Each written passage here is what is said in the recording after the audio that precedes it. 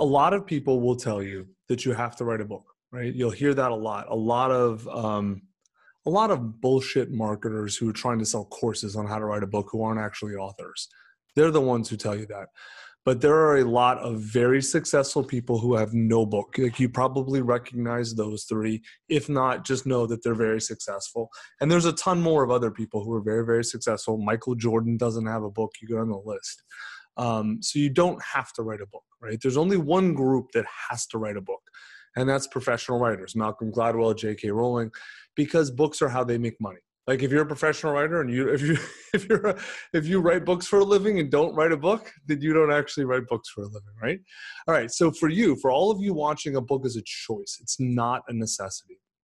And this is actually very important, right? Because at least for me, I don't enjoy being told I have to do something unless I actually have to. I got to pay taxes. Fine, I'll pay taxes, right? But I like to look at my life as a choice, as an option. And even though I'm a writer, I opted into being a writer. And every book I write, I opt in, right? But before I ask you to opt in, and most of you have chosen to opt in, I get it. But let's really go through and look at the costs and benefits of writing a book so you can really fully decide if writing a book's worth it to you. So we're going to start with the absolute basics. What is the cost of writing a book, right? So there's a lot of about 4 different ways to measure the cost. Time is the first one.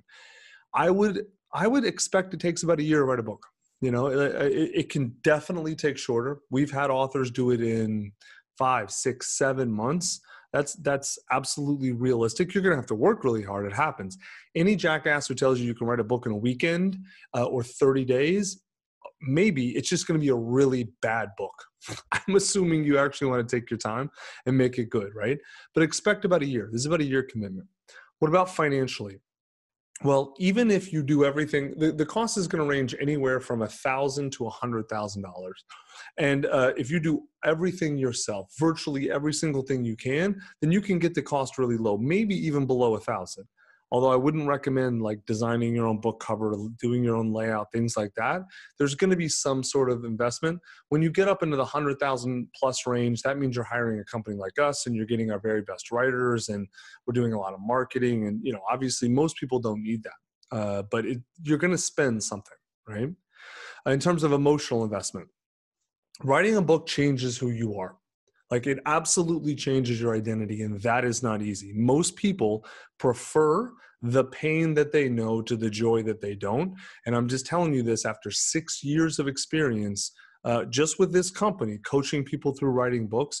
Most people don't want to change, and it's painful for them. Now, they love it when it's happened. They're absolutely grateful that they went through the work and did it when it's done. But the process is always hard. All right. So just expect that and understand that. And then also cognitive investment. A book requires you to learn and think, right? Even if you're writing only about what you already know. I know how to write a book. I've been writing books for 20 years. I'm really good at it. When I sat down to write the scribe method, I still learned a lot, mainly about how to explain and teach writing a book. But nonetheless, I learned quite a bit. So don't expect to go in and be like, oh, I'm not going to learn anything. This will be easy. Even if you're talking about stuff you know, it's going to be difficult. All right. So those are the costs. What are the benefits? What are the rewards you get from writing a book? There's a lot. So the first most obvious one is money or business, right? Books are one of the absolute best ways to make money. And I'm not talking about book sales. Selling books is one of the hardest ways to make money. But if you use your book as a marketing tool to promote yourself or your business, you can pretty easily, I shouldn't say that, you can definitely create millions in revenue depending on the business you have and the way you're using it. So let me give you an example. This is Brian Miles. He has a company called Belay. They're virtual assistants. They have hundreds, at this point, maybe thousands of virtual assistants who work with them, and hundreds of companies. Our company actually uses them as clients. He wrote a book called Virtual Culture, right? And it's kind of a manifesto. It just blew up, obviously, with all the coronavirus stuff about how to work remote and how to use VAs. He got all kinds of attention. That's, I think, Entrepreneur. This is Entrepreneur. That was Forbes. He went on Donald Miller's podcast, a bunch of big podcasts. Brian will tell you that his book added $1 million to top line revenue in just the first year. At this point, I think we're 2.5 to 3 years out. He's probably into about $5 million in top line. That's attributable to the book. And Brian is not an exception. Brian's one of got to be hundreds of authors, just of the ones that have worked with us, not counting. I mean, I got a library full of books that most of the people in here didn't work with us. And a lot of them have made quite a bit of money using the book as a marketing tool, as opposed to just trying to make money off of the book, right? The other reward, or another reward you're going to get, is prestige and authority. A book helps you establish authority in your field, to raise your visibility and prestige, to display credibility and expertise, to get media attention. It's one of the best hooks for media attention, and to get people to talk about you, right? This is a great example. This is Robin Farman. She is an expert in the medical and patient tech space. But the reality is, she'd go to these meetings and, because she's pretty, blonde, very bubbly and outgoing and optimistic and energetic. And a lot of, older men would treat her like an assistant. They literally thought, not once or twice, consistently, a lot of people would think she was the assistant of the person who was actually coming to raise money or pitch or do whatever. She wrote a book called The Patient as CEO. She's written another one now, but that was her first one. Ended up doing TEDx talks, all kinds of other talks that really kind of raised her profile, got all kinds of media attention, as you can see. And now she says, I don't get that anymore. Now people think of me as the highest level person in the company because they know who I am before I come in the room now, right? Pretty simple. Personal growth is another huge reward that people get from a book. By writing a book, you're going to learn a new skill. You're going to learn about yourself. You're going to prove to yourself that you can do something difficult. You're going to knock this off your life bucket list. A lot of people have write a book on your bucket list, right? And you're going to put yourself in a new high-level peer group. You're going to be an author now, right? So let me give you a really good example. This is Dr. Douglas Brackman there. He wrote a book called Driven, and you can see the feedback he got. This book helped me open my eyes, helped me feel like someone understands me, like all amazing, overwhelming positive feedback. But the big thing, you can read this. He got a text from his 80-year-old dad that said, your book's amazing. Can't wait to read more. Love, Dad. He says, I'm 49 years old. I've been to hell and back with this man. After leaving home at 17, punching walls and kicking in doors, took me a lifetime to get to where we are today. Thank you, Zach and Tucker, et cetera, right? This book absolutely changed his life in a lot of ways. And by the way, 3x his revenue in a year. And it's funny when I talked to Doug about this, he mentions the revenue as like, yeah, I made a bunch more. Business is doing great. I made a bunch more. He didn't even care. The fact that he's dyslexic and ADD and wrote a book and helped so many people and it did all kinds of stuff with his family, that's what he cares about, which is fine. That's the benefit he cares the most about. The next reward you can get is the impact on others. A book is one of the absolute best ways to scale your influence on other people and to create real impact in the world.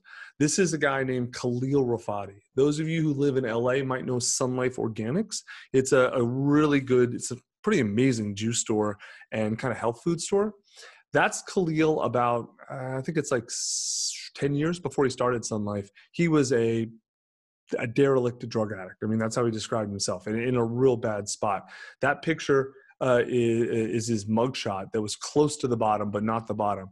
He wrote a book, just a memoir, actually, called I Forgot to Die.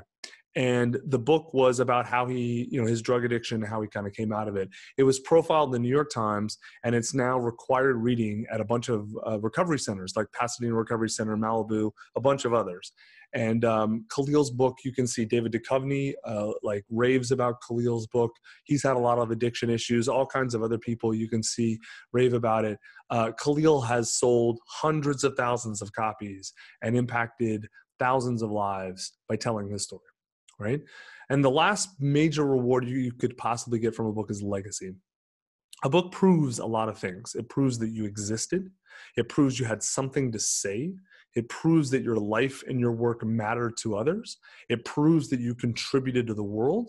I thought there was 5 on. All right, so let me give you a really good example. This is Lorenzo Gomez. He helped to build a company called Rackspace, which is one of the big hosting companies. He now runs a company in San Antonio called Geekdom, which is sort of like WeWork, except it makes money. Right?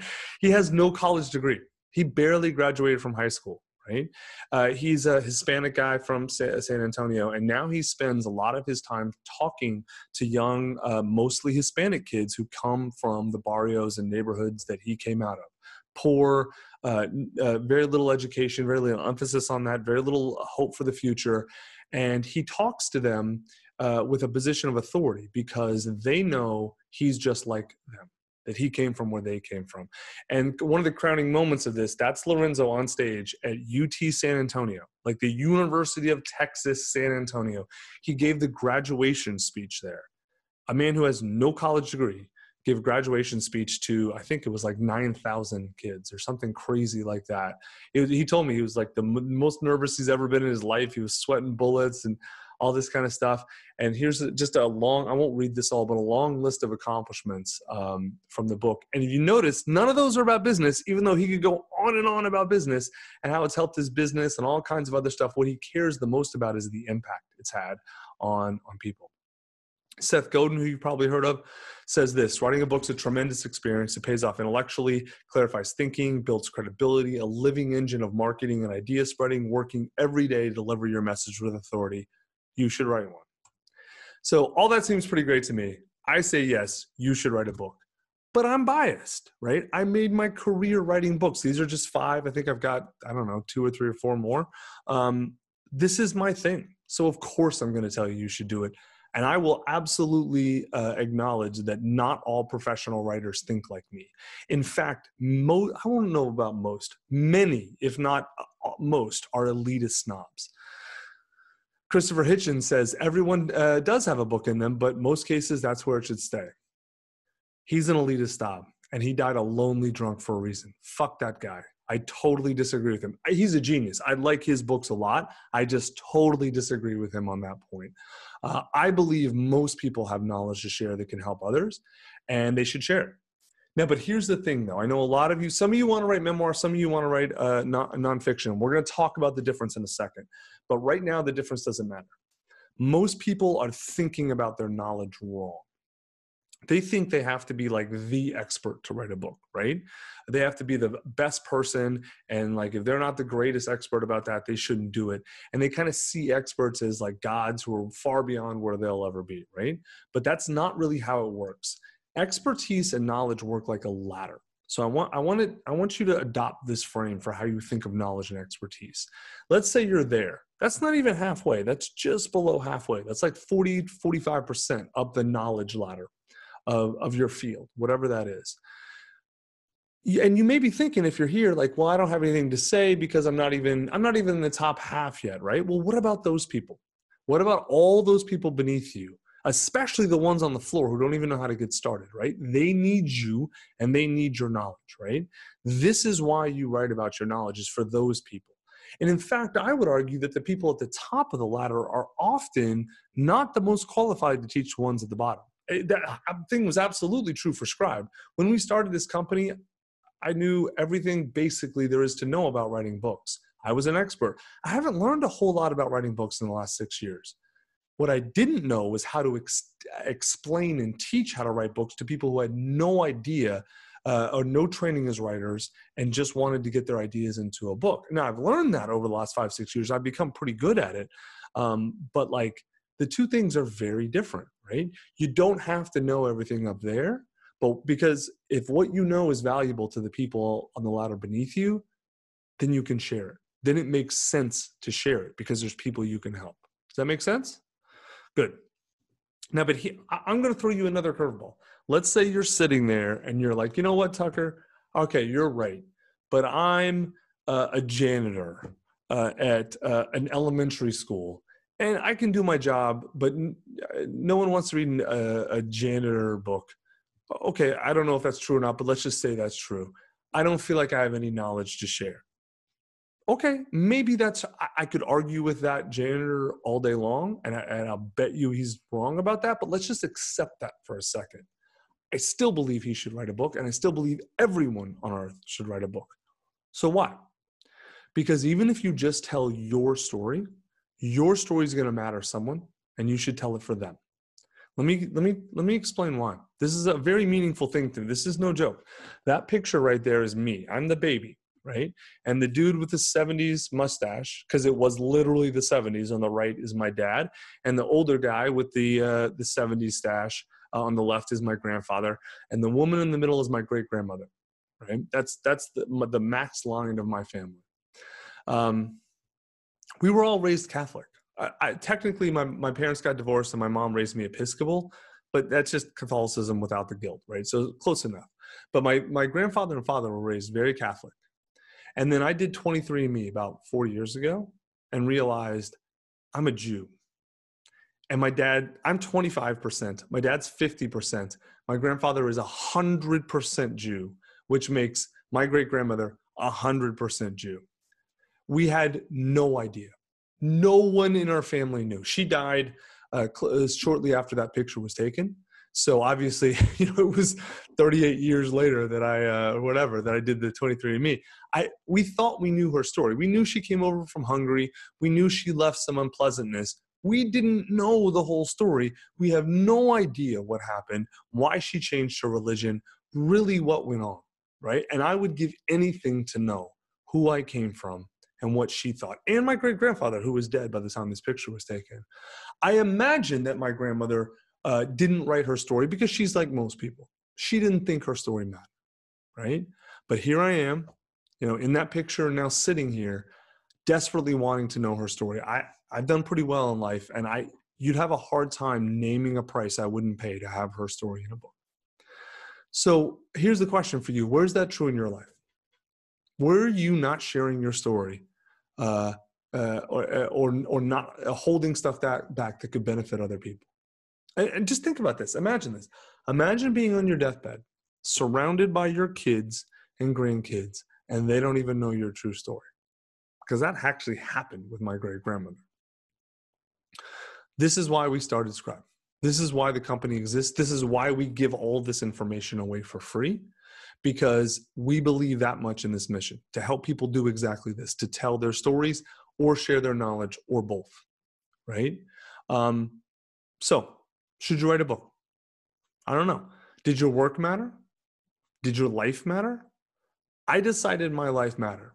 So I told my stories. And then when I was done telling those sets of stories, I shared my knowledge to help others. So I've done both, right? So should you write a book? I mean, there you go. Imagine, literally think about this. Think about being on your deathbed and having never told your story, right? But even beyond that, what if the book's not about you? What if it's not even about your family? There are many people on earth for whom you're going to be the only person whose story gets through them. They're in pain, and the only way out of their pain, the only map out of their pain is your story. I mean, everyone has a story, right? And someone needs to hear your story, and someone's going to use your story to save themselves. So the question you got to ask yourself is, are you going to hide it or are you going to share it? Now, I know what a lot of people are, if you're not thinking this now, you will think this eventually, because I've been through this process many times, and I still think this 7, 8, 9 books in. I still have these issues. I'm afraid. Yeah, you're afraid. Exactly. You don't want attention. You don't want to share your story. You're afraid of this. You're afraid of that. Same as me. And I'm not saying that mockingly, right? Every author whose books helped you out of your hardest places had those exact same emotions and worked through them. In fact, let me read this quote to you. I don't want to have lived in vain like most people. I want to be useful or bring enjoyment to all people, even those I've never met. I want to go on living even after my death. You know who said that? I'll tell you, put some guesses in the chat right now. Put best guesses. Do you guys know Hal Emily? Do you want to guess or not? Do you know? This is a new edition. These weren't in the last live training. Do you know the answer? No, I don't know this one. Anne Frank. Oh. You're staying with a theme. There you go. 14 years old, little Jewish girl living in an attic in Amsterdam, hiding from the Nazis. Wrote that. Please take action. Please don't think this is something you could do. I know you may not feel ready. I don't believe there's such thing as being ready. Starting the process is what makes you ready. So at each step of your journey, there's only one question you need to ask. Will you take the next step? Right? And I'm going to make you a promise.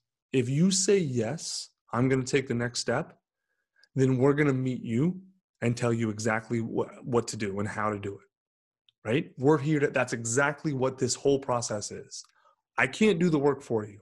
None of us can. But we can tell you what you have to do at each step to get it done.